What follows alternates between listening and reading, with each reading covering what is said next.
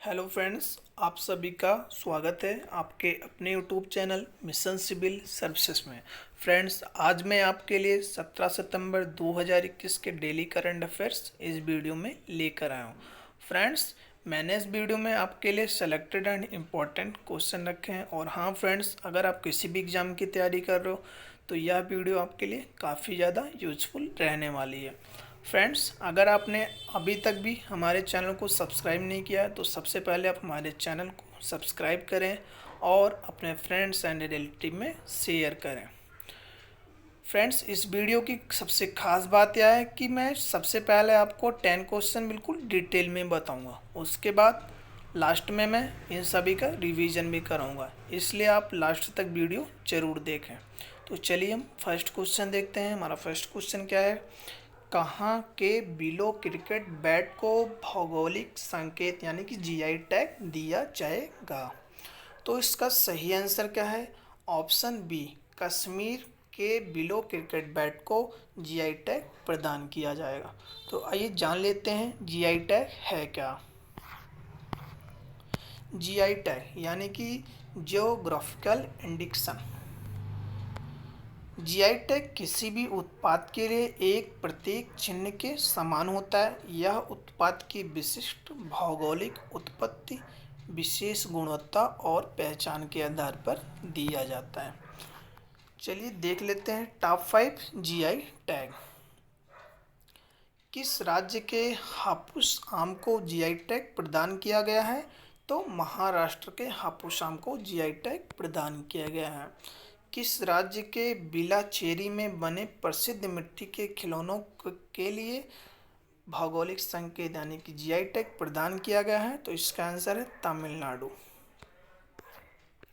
सुंदरबन के शहद को जीआई टैग प्रदान किया गया है। यह सुंदरबन किस राज्य में स्थित है? इसका आंसर है पश्चिम बंगाल। कहाँ की गुच्छी मशरूम को जीआई टैग प्रदान किया गया है? तो इसका आंसर क्या है? जम्मू कश्मीर। किसके बासमती चावल को जीआई टैग प्रदान किया गया है? तो पाकिस्तान के बासमती चावल को जीआई टैग प्रदान किया गया है। अगला क्वेश्चन देखते हैं। हमारा अगला क्वेश्चन है, इलेक्ट्रिक वाहनों को अपनाने पर जोर देने के लिए शून्य अभियान की शुरुआत किसके द्वारा की गई है? तो इसका सही आंसर क्या है friends? Option B, NITI Aayog द्वारा इलेक्ट्रिक वाहनों को अपनाने पर जोर देने के लिए शून्य अभियान की शुरुआत की गई है। तो आइए जान लेते हैं इस क्वेश्चन से रिलेटेड इम्पोर्टेंट पॉइंट। ईंधन की खपत और उसके प्रयोग के चलते देश में वायु प्रदूषण का खतरा दिनों दिन बढ़ता जा रहा है। ऐसे में केंद्र सरकार ने पिछले कुछ सालों से इलेक्ट्रिक वाहनों को अपनाने को लेकर भी ध्यान दिया जा रहा है। केंद्र सरकार की तरफ से भी एक अभियान शून्य अभियान के तहत इलेक्ट्रिक वाहनों को अपनाने पर जोर दिया गया है। साथ ही इस अभियान का उद्देश्य शहरी डिलीवरी खंड में इलेक्ट्रिक वाहनों को अपनाने में तेजी लाना और शून्य प्रदूषण वितरण व्यवस्था के लाभ के बारे में उपभोक्ता में जागरूकता पैदा करना है। तो फ्रेंड्स, इसे नीति आयोग ने शुरू किया है। तो जान लेते हैं नीति आयोग के बारे में।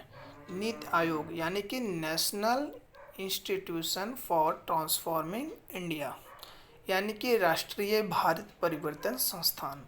इसकी स्थापना कब हुई थी? 1 जनवरी 2015 को हुई थी।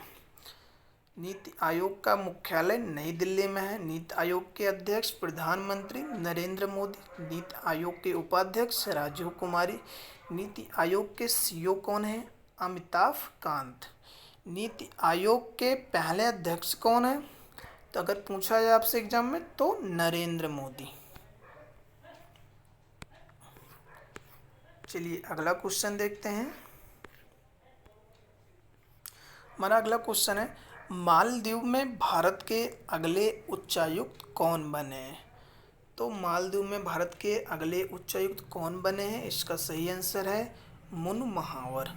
मुन महावर मालदीव में भारत के अगले उच्चायुक्त बने हैं। मुन महावर वर्तमान में ओमान में भारत के राजदूत हैं। तो बात हुई मालदीव की, तो आइए जान लेते हैं मालदीव के बारे में। मालदीव एशिया महाद्वीप में स्थित है।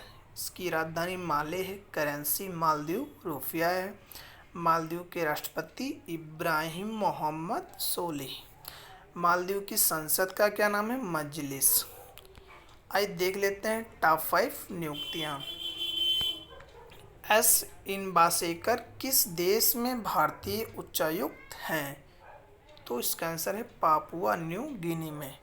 ब्रिटेन में भारतीय उच्चायुक्त गायत्री ईश्वर कुमार। बिनाया श्रीकांता प्रधान किस देश में भारतीय उच्चायुक्त हैं? तो इसका आंसर है तजाकिस्तान। राज्यसभा के नए महासचिव कौन बने हैं? पीपीके रामचार्यालू। पीपीके रामचार्यालू।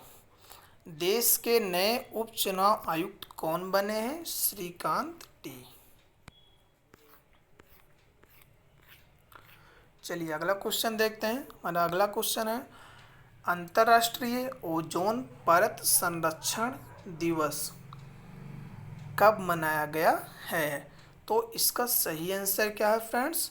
ऑप्शन बी 16 सितंबर को अंतर्राष्ट्रीय ओजोन परत संरक्षण दिवस मनाया जाता है। चलिए जान लेते हैं यह कब और क्यों मनाया जाता है। हर साल 16 सितंबर को विश्व भर में अंतर्राष्ट्रीय ओजोन परत संरक्षण दिवस मनाया जाता है। संयुक्त राष्ट्र द्वारा इस दिन को मनाने की शुरुआत हुई है। पृथ्वी के संरक्षण के लिए ओजोन बहुत महत्वपूर्ण है। ओजोन यानी कि यह एक गैस की नाजुक परत होती है। ओजोन की परत पृथ्वी को सूर्य की किरणों से हानिकारक प्रभाव से बचाने का काम भी करती है। इस तरह पृथ्वी पर जीवन को संरक्षित करने में ओजोन की महत्वपूर्ण भूमिका है। पृथ्वी के वायुमंडल के समतापमंडल में ओजोन परत पाया जाता है। समतापमंडल में ओजोन परत पाया जाता है।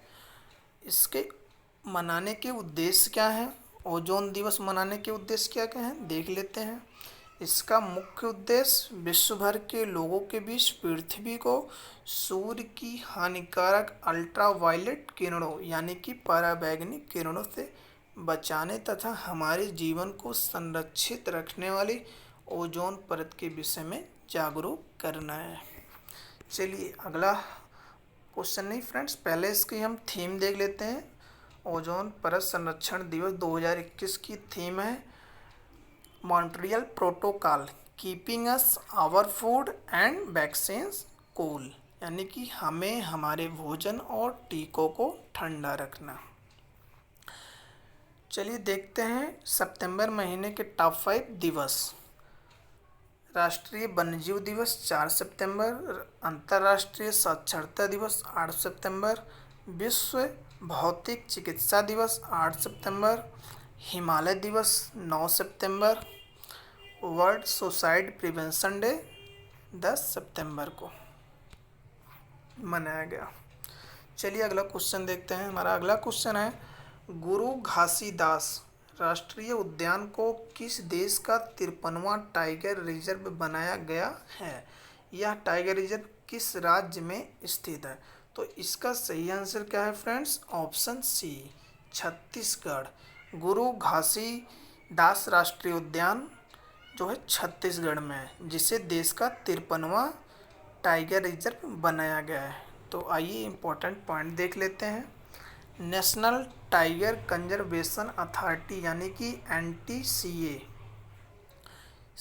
से गुरु घासीदास राष्ट्रीय उद्यान को टाइगर रिजर्व बनाने की अनुमति मिली है। छत्तीसगढ़ सरकार के नोटिफिकेशन के बाद टाइगर रिजर्व अस्तित्व में आएगा और यह भारत का 53वां टाइगर रिजर्व कहलाएगा। इस टाइगर रिजर्व में बाघ, तेंदुआ, नीलगाय सहित कुल 32 प्रकार के वन्यजीव प्राणी विचरण करते हैं। आइए देख लेते हैं भारत के top 5 tiger reserve. Kanha tiger reserve Madhya Pradesh, Similipal tiger reserve Odisha, Sundarban tiger reserve Paschim Bangal, Mukundra hills tiger reserve Rajasthan, Namdapha tiger reserve Arunachal Pradesh में। चलिए अगला क्वेश्चन देखते हैं। हमारा अगला क्वेश्चन है राष्ट्रीय अपराध रिकॉर्ड ब्यूरो यानी कि एनसीआरबी की रिपोर्ट के अनुसार पर्यावरण अपराधों में कितने % की वृद्धि हुई है? तो इसका सही आंसर क्या है फ्रेंड्स? ऑप्शन बी 78% की वृद्धि हुई है। तो आइए जान लेते हैं हम इस क्वेश्चन से रिलेटेड इम्पोर्टेंट पॉइंट क्या क्या है। राष्ट्रीय अपराध रिकॉर्ड ब्यूरो की रिपोर्ट के अनुसार पर्यावरण से संबंधित अपराध श्रेणी के मामलों में 78.1% की वृद्धि हुई है। वहीं देश के कुल अपराध मामलों में पिछले वर्ष की तुलना में साल 2020 में 28% की वृद्धि दर्ज की गई है। चलिए अगला क्वेश्चन देखते हैं। कर्नाटक सरकार ने किस जिले में एक मसाला पार्क स्थापित करने का निर्णय लिया है? तो इसका सही आंसर क्या है? ऑप्शन सी चिक्कामगलुरु जिले में कर्नाटक सरकार ने एक मसाला पार्क स्थापित करने का निर्णय लिया है। चलिए इससे रिलेटेड इम्पोर्टेंट पॉइंट देखते हैं। कर्नाटक सरकार चिक्कामगलुरु जिले में के अबले में एक मसाला पार्क स्थापित करने जा रही है। कृषि निर्यात को बढ़ावा देने के लिए 10 एकड़ सरकारी भूमि पर मसाला पार्क बनाया जाएगा। तो यहाँ बात हुई कर्नाटक सरकार ने के बारे में, तो आज जान लेते हैं कर्नाटक राज्य के बारे में। कर्नाटक की राजधानी क्या है? बेंगलुरु। कर्नाटक के मुख्यमंत्री कौन है? बसवराज बोम्मई, अभी हाल ही में बने हैं। कर्नाटक के गवर्नर थावरचंद गहलोत। भारत की स्पेस एजेंसी यानी कि इसरो का मुख्यालय कहाँ पे है? बेंगलुरु कर्नाटक में। कर्नाटक के मुख्य न्यायाधीश अभय श्रीनिवासन ओका। कर्नाटक की लोकसभा सीटें 28 हैं, राज्यसभा सीटें 12 हैं, विधानसभा सीटें 224 हैं। कर्नाटक के 6 पड़ोसी राज्य कौन कौन से हैं? महाराष्ट्र, गोवा, केरल, तमिलनाडु, आंध्र प्रदेश और तेलंगाना। कर्नाटक के हवाई अड्डे केम्पेगौड़ा अंतर्राष्ट्रीय हवाई अड्डा, मैंगलोर अंतर्राष्ट्रीय हवाई अड्डा। कर्नाटक के प्रमुख बांध कृष्णा राजा सागर बांध जो कि कावेरी नदी पे है, तुंगभद्रा बांध जो कि तुंगभद्रा नदी पर है, सुपा बांध जो कि काली नदी पर है, अलमाटी बांध जो कि कृष्णा नदी पर है और हेमावती बांध कावेरी नदी पर है। कर्नाटक के राष्ट्रीय उद्यान बांदीपुर राष्ट्रीय उद्यान, बानेरघट्टा राष्ट्रीय उद्यान, अंशी राष्ट्रीय उद्यान, कुद्रेमुख राष्ट्रीय उद्यान, नागरहोल राजीव गांधी राष्ट्रीय उद्यान। चलिए अगला क्वेश्चन देखते हैं। हमारा अगला क्वेश्चन है प्रधानमंत्री नरेंद्र मोदी ने लोकसभा टीवी और राज्यसभा टीवी को मिलाकर किस नाम से नया चैनल लॉन्च किया है? तो इसका सही आंसर क्या है फ्रेंड्स? इसका सही आंसर है ऑप्शन सी संसद टीवी। प्रधानमंत्री नरेंद्र मोदी ने लोकसभा टीवी और राज्यसभा टीवी को मिलाकर संसद टीवी नामक नया चैनल लॉन्च किया है। संसद टीवी प्रोग्रामिंग संसद और लोकतांत्रिक संस्थानों के कामकाज, शासन और योजनाओं और नीतियों के कार्यान्वयन, भारत के इतिहास और संस्कृति और आम आदमी के हित के मुद्दों को छुएगा और साथ ही यह नया चैनल देश की संसदीय प्रणाली में एक और महत्वपूर्ण अध्याय को जोड़ेगा। चलिए फ्रेंड्स अगला क्वेश्चन देखते हैं। हमारा अगला क्वेश्चन है कार्बन डाइऑक्साइड कैप्चर करने के लिए भारत का पहला संयंत्र किस कंपनी ने चालू किया है? तो फ्रेंड्स इसका सही आंसर क्या है? Option D Tata steel company ने कार्बन डाइऑक्साइड कैप्चर करने के लिए भारत का पहला संयंत्र चालू किया है। चलिए इस क्वेश्चन से रिलेटेड इंपॉर्टेंट पॉइंट देखते हैं। टाटा स्टील ने जमशेदपुर वर्क्स में भारत का पहला कार्बन डाइऑक्साइड कैप्चर प्लांट चालू किया है, जो ब्लास्ट फर्नेस गैस से सीधे कार्बन डाइऑक्साइड निकालता है। इस उपलब्धि के साथ टाटा स्टील ऐसी कार्बन कैप्चर तकनीक अपनाने वाली देश की पहली स्टील कंपनी भी बन गई है। फ्रेंड्स ध्यान रखना है, ये आपके एग्जाम के लिए इम्पोर्टेंट क्वेश्चन है। चलिए देख लेते हैं भारत में क्या क्या पहले हुआ है, उससे रिलेटेड करंट अफेयर्स। रेल मंत्रालय ने देश की पहली ऑक्सीजन एक्सप्रेस ट्रेन को कहाँ से कहाँ तक शुरू किया है? तो इसका आंसर है मुंबई से विशाखापट्टनम तक। देश के पहले 3D प्रिंटेड मकान को किस संस्थान के द्वारा विकसित किया गया है? तो इसका आंसर है IIT मद्रास द्वारा शुरू किया गया है। वाइल्ड इनोवेटर अवार्ड पाने वाली भारत की पहली महिला कौन बनी है? कृति करंत। ऑनलाइन बाढ़ रिपोर्टिंग प्रणाली को अपनाने वाले भारत का पहला राज्य कौन सा बन गया है? तो असम। देश की पहली इलेक्ट्रिक व्हीकल सिटी कौन सी बन गई है? केवड़िया। चलिए लास्ट क्वेश्चन देखते हैं। हमारा लास्ट क्वेश्चन है, सड़क दुर्घटनाओं को कम करने में मदद करने के लिए रास्ते रोड सेफ्टी प्रोजेक्ट को किसने लॉन्च किया है? तो फ्रेंड्स इसका सही आंसर है ऑप्शन सी, नितिन गडकरी द्वारा सड़क दुर्घटनाओं को कम करने में मदद करने के लिए रास्ते रोड सेफ्टी प्रोजेक्ट की शुरुआत की गई है। तो आइए देख लेते हैं इंपॉर्टेंट पॉइंट्स। केंद्रीय सड़क परिवहन मंत्री नितिन गडकरी ने आर्टिफिशियल इंटेलिजेंस संचालित योजना रास्ते का शुभारंभ किया है। इस परियोजना का उद्देश्य सड़क दुर्घटनाओं को कम करने में मदद करना है। इन घटनाओं के लिए जिम्मेदार कारकों को समझाना और उन्हें कम करने के लिए समाधान निकालना है। रास्ते का मतलब प्रौद्योगिकी और इंजीनियरिंग के माध्यम से सड़क सुरक्षा के लिए बुद्धिमान समाधान है। फ्रेंड्स अभी मैंने आपको 10 क्वेश्चन बिल्कुल डिटेल में बताए। अब हम फटाफट सभी क्वेश्चन का रिवीजन करेंगे, जिससे इस वीडियो में सभी क्वेश्चन आपको याद हो जाएं। तो देखते हैं पहला क्वेश्चन, कहाँ के बिलो क्रिकेट बैट को भौगोलिक संकेत यानी कि GI टैग दिया जाएगा? कश्मीर। दूसरा क्वेश्चन देखते हैं, इलेक्ट्रिक वाहनों को अपनाने पर जोर देने के लिए शून्य अभियान को किसके द्वारा शुरू किया गया है? तो इसका आंसर है नीति आयोग द्वारा शुरू किया गया है। मालदीव में भारत के अगले उच्चायुक्त कौन बने हैं? तो इसका आंसर है मुनु महावर बने हैं। नेक्स्ट देखते हैं, अंतर्राष्ट्रीय ओजोन परत संरक्षण दिवस कब मनाया गया है? तो इसका आंसर है 16 सितंबर को मनाया गया है।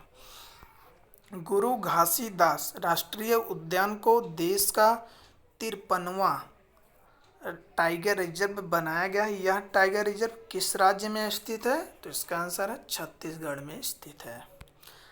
अगला देखते हैं, राष्ट्रीय अपराध रिकॉर्ड ब्यूरो की रिपोर्ट के अनुसार पर्यावरण अपराधों में कितने % की वृद्धि हुई है? 78% की वृद्धि हुई है। 2020 के मुकाबले 28% बढ़ गया है।